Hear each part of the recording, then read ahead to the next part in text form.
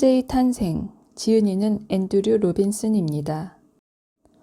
세상의 위대한 창조적 도약은 도련한 통찰이라는 유레카 체험과 더불어 시작된다는 것이 통설이다.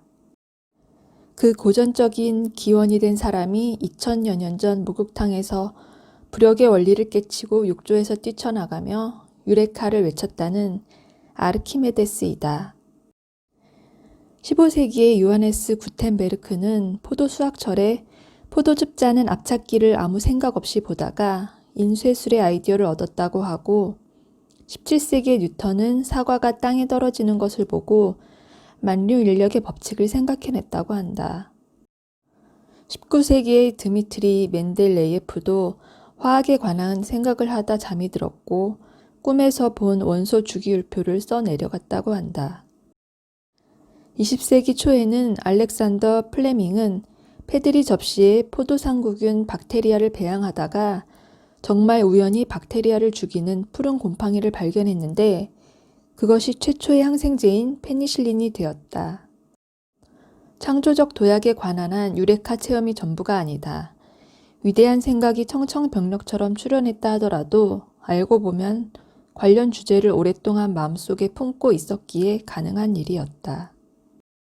그들은 자신들이 궁극적으로 풀어야 할 문제 속에 매우 깊이 침참해 있었다. 예를 들면 플레밍은 1928년 푸른 곰팡이의 발견이라는 도약을 이뤄내기 전 이미 20년 넘게 런던 병원 세균학부에서 연구를 하고 있었다. 제1차 세계대전 내내 그는 부상을 입은 참전 군인의 폐혈증을 치료할 항생제를 찾는 일에 열중했다. 전후 플레밍은 이와 관련된 적극적인 연구 프로그램에 착수했고 1922년에 콧물, 눈물, 타액에서 라이소자임이라는 항균 효소를 찾아낸다. 플레밍의 페니실린 발견은 파스테르가 얘기한 관찰에 관한 기회는 오직 준비된 사람에게 찾아온다는 말을 그대로 증명한 것이다. 천재성, 창조성, 그리고 재능은 서로 겹치는 부분이 있다. 만일 우리가 재능을 어떤 특별하고도 타고난 자질의 소유로 정의야 한다면 이를테면 바이올린을 능숙하게 연주하거나 수학을 잘하는 것으로 간주한다면 이는 대단히 높은 수준의 숙련도에 도달하기 위해서는 반드시 훈련이 필요한 덕목이 될 터이다. 천재성은 분명 창조성과 재능 둘 다를 요구한다. 아주 창조적인 사람들 중에는 작가 블라디미르 나보코프와 물리학자 리차드 파인만 같은 사람이 있다. 이들은 둘 다 공감각 능력이 있었다. 파인만의 경우에는 어린 시절부터 수학 방정식이나 글자를 색채로 봤다. 이 작가와 물리학자는 자신들의 창조적 작업에서 공감각이 중요했다는 주장을 한 번도 한 적이 없다. 하지만 그들의 언행을 통해 그 전까지 그리 심각하지 않은 정신질환 정도로 치부했던 공감각 능력이 실제 학문 연구에서 중요한 역할을 하는 것으로 밝혀졌다. 아주 빼어나게 창조적인 인물들의 성격에서 유일하게 공통적인 것이라곤 강한 자기 규율밖에 없다. 만일 창조성을 연구하는 이들이 창조성 기질에 관한 어떤 보편적인 요소를 찾았다면 그것은 필시 창조적인 인물들이 보여주는 다양하고 때론 인습 파괴적인 외적 행동 이면에 강철처럼 단단하고 자율적인 결의가 있다는 사실이다.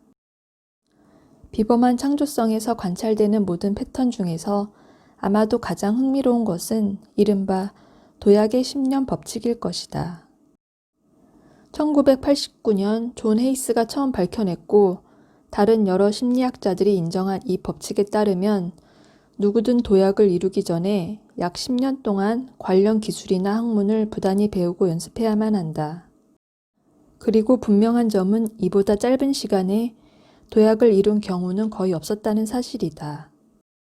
푸엔카레는 의식적인 노력보다 무의식적인 과정이 수학적 난제를 푸는 데 더 중요하다고 확신했다.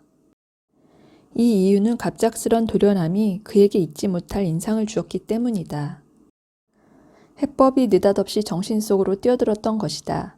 이는 의식적 작업의 단계적이고 점진적인 과정과는 정반대의 경험이다.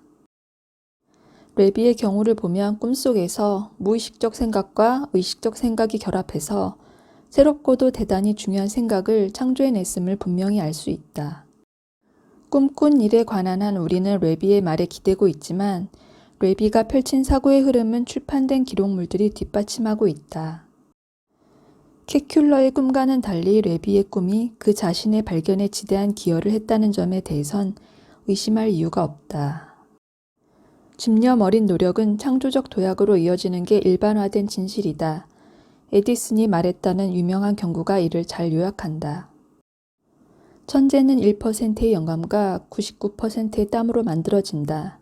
천재들은 습관적으로 끊임없이 일한다는 것은 의심할 여지 없는 사실이다. 에디슨은 1093건의 특허권을, 바흐는 매일 평균 20페이지의 완성된 악보를 썼다.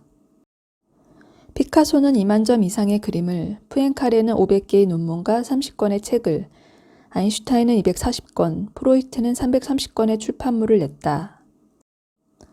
이 사람들은 깨어있는 시간과 에너지의 대부분을 자신의 일에 쏟았던 것은 너무나 분명한 사실이다.